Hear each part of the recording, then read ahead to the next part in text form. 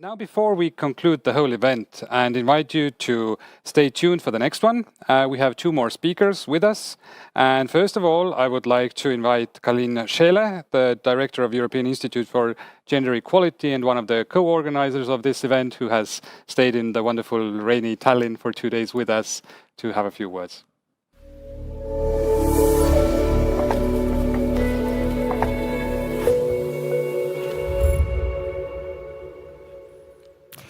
Dear guests here in Tallinn, online and across the world, thank you for this exciting and very timely conference.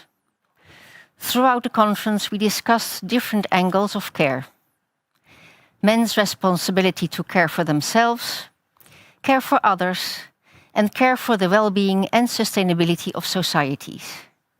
These different forms of care are at the core of gender equality and a healthy environment. To achieve a gender-equal society, we need to understand better how men contribute to gender equality, what is holding men back, and where they need support. We need to have honest, at times uncomfortable discussions on what society expects from men and how we get away from the man box, a rigid construct of cultural ideas of male identity, as defined in the excellent research done by Promundo. But what are these rigid constructs? When I say stoicism, whom are you thinking of?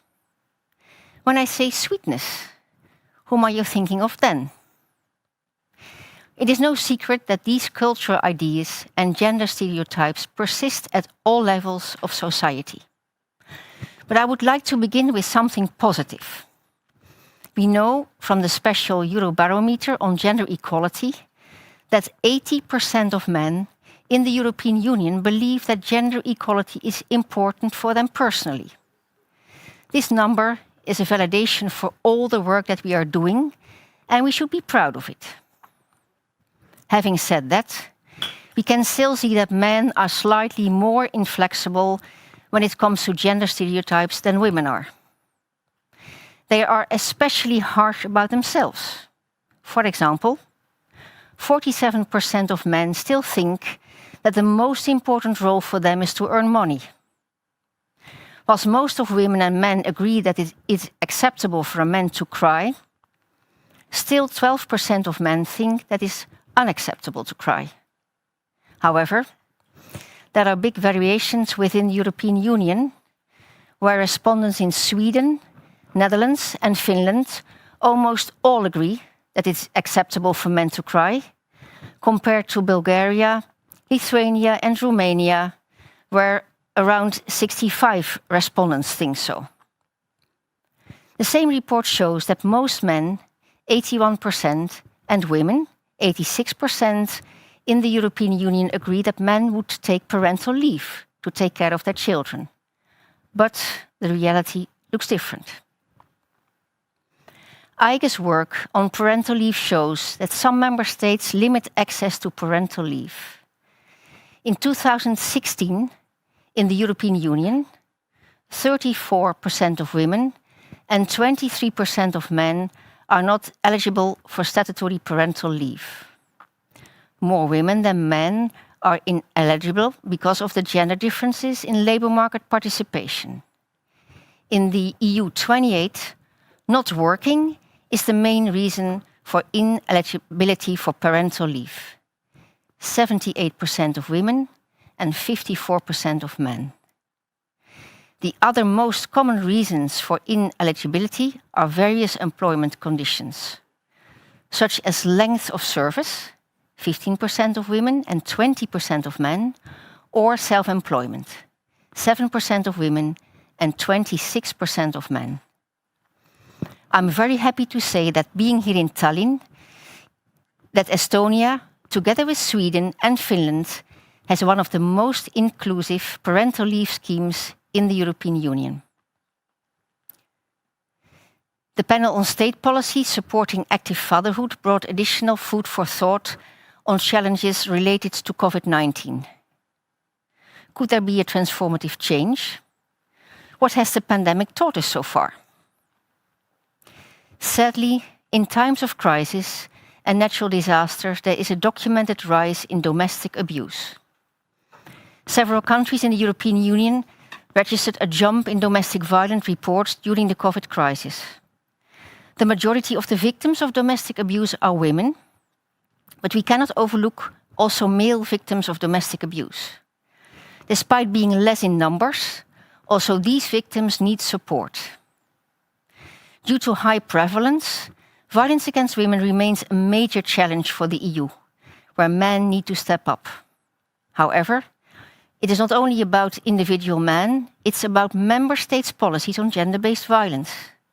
As long as women continue to be harassed and experience violence in their homes, at work, and on the streets, we will never achieve gender equality.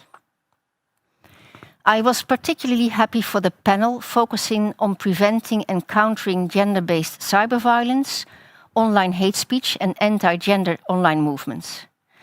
I'm also glad to announce that IGE will take up an in-depth look into anti-gender equality narratives that spread in the European Union. This will help us to better develop fact-based narratives that can be used by different gender equality advocacy groups. Cyber violence can silence women online and discourage them from taking a prominent role in public life. For example, around 4 in 10 journalists have reported self-censorship following online abuse. And according to our research, 52% of young women refrain from sharing their opinions online due to the fear of abuse.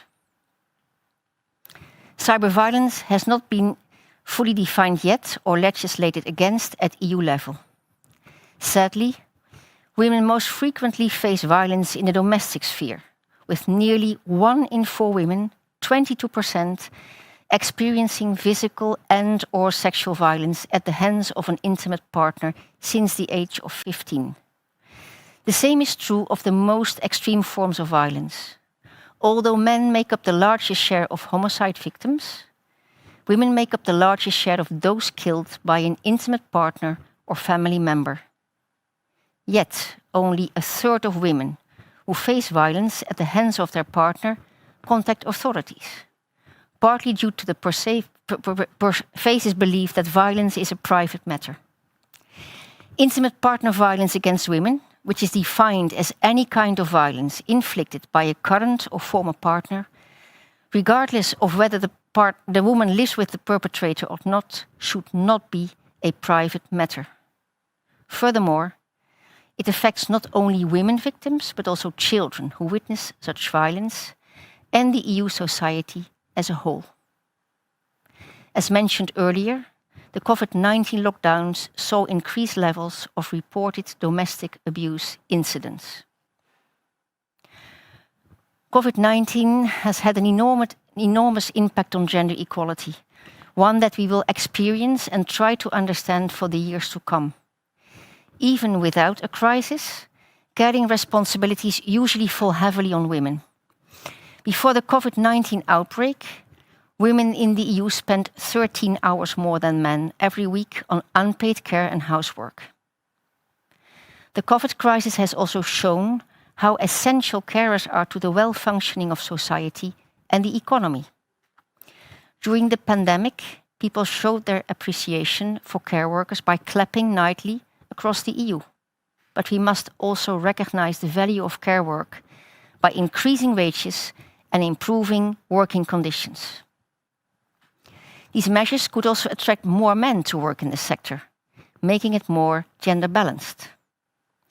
I was happy to hear that in the workshop on men sharing the burden of professional care work, there were so many inspiring actions from Europe and beyond that strive for changing how the society views professional care work. This conference takes place in Tallinn. The proximity to the sea, combined with low altitudes on the land, is a justified concern when speaking about climate change. Climate change impacts, mitigation, causes, and adaptations are not gender neutral. I was very happy to hear in the panel on sustainable societies that gender is in focus of these debates.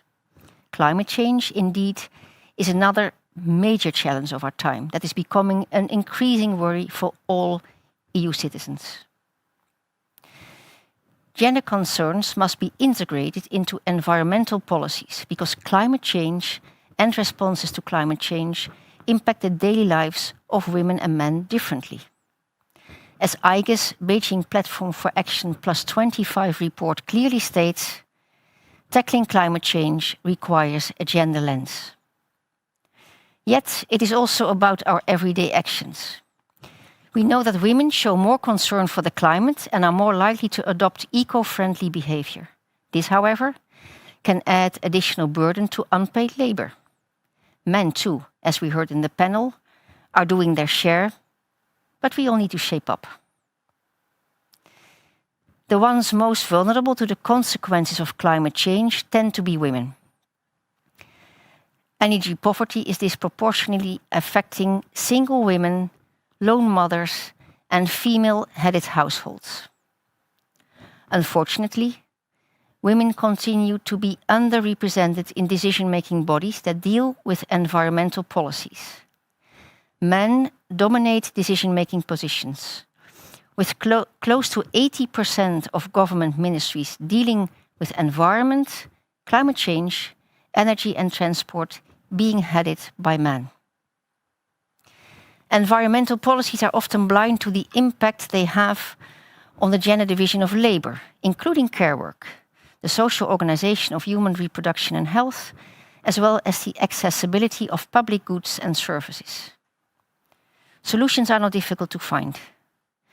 New technologies, in particular ICT in the energy and transport sectors, could provide opportunities to lessen gender disparities if different needs and perspectives of all genders were taken into account at the earliest stage. But technologies only will not save us. They have to come hand in hand with the behavioral change. Dear colleagues, this conference has raised so many crucial topics for gender equality. The messages at the conference were loud and clear. Better understanding of issues that men are facing is needed. This is why I promise that I will take this topic up also with our management board and other stakeholders to see how best we can address this issue. State commitments to keep men engaged in gender equality policies are needed. We need to ensure that men keep caring for themselves, their loved ones, and the environment. Conversations, like these ones at the conference, are the drivers for progress and call for policymakers in Europe to care more about care. I'm looking forward to the next ICMEO conference in 2 years. Thank you. Thank you, Caroline. And now, last but not least, I give the floor to Liina Kanter from the Ministry of Social Affairs to conclude this event on behalf of the organizers.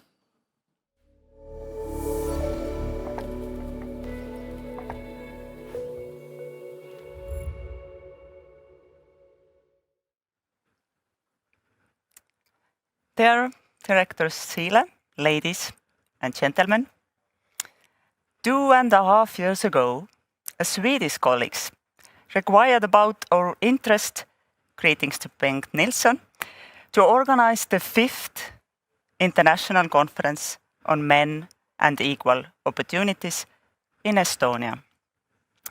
While we were instantly attracted by the idea, it took some time to make a final decision considering the huge responsibility and high level of quality set by previous organizers.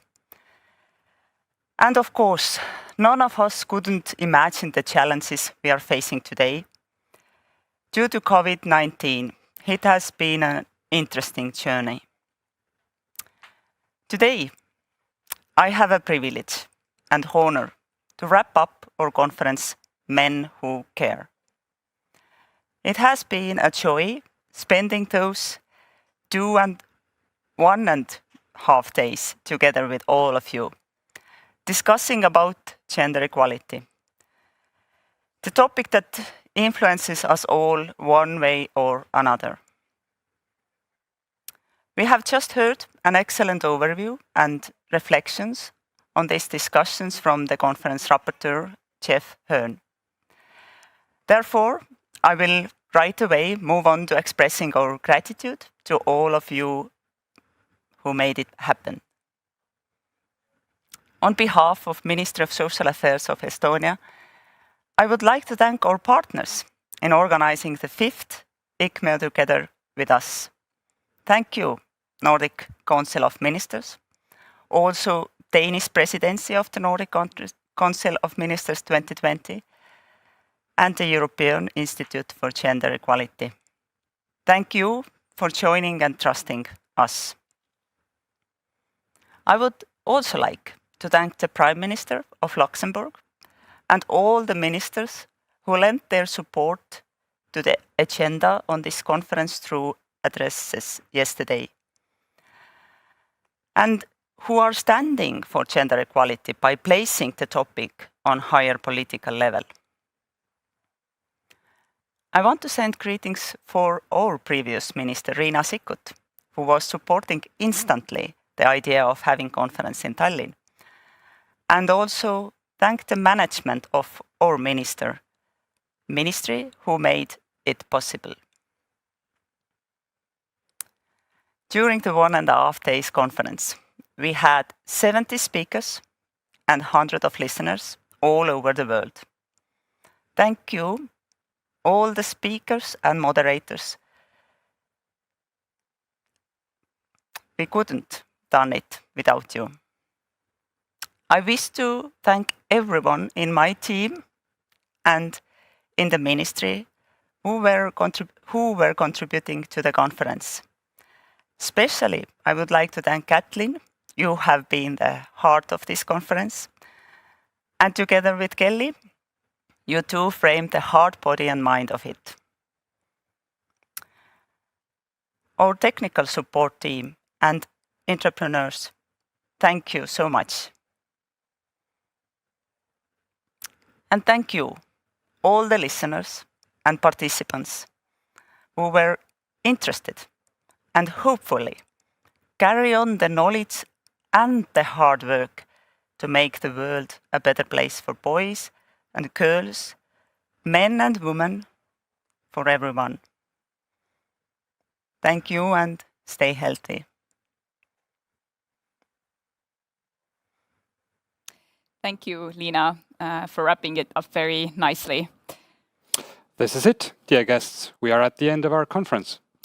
I hope you all leave this event a bit wiser and even more aware of both the challenges as well as solutions when it comes to men's involvement in reaching for a world where everyone is treated equally.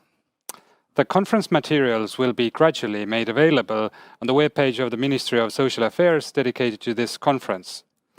It has been a great honor and joy to be with you, and we only have one thing left to say.